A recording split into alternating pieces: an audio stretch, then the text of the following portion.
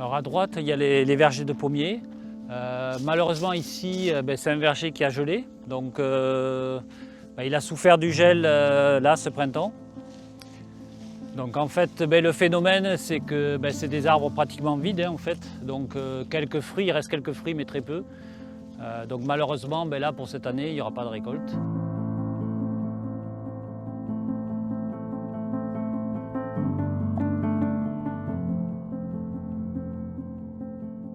La température a baissé progressivement. Là, on est actuellement à moins 2 degrés.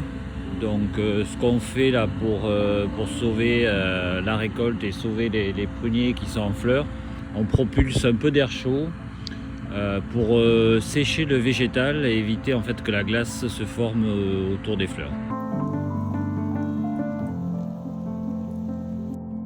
Si on prend par exemple l'impact du gel de 2021, donc automatiquement en fait au niveau trésorerie, ça peut devenir très compliqué sur l'exploitation. En termes de salariés, c'est très compliqué aussi à gérer. Et ensuite l'impact qu'on peut retrouver, c'est au niveau des ventes, des structures coopératives ou des structures de stockage. C'est aussi compliqué pour eux.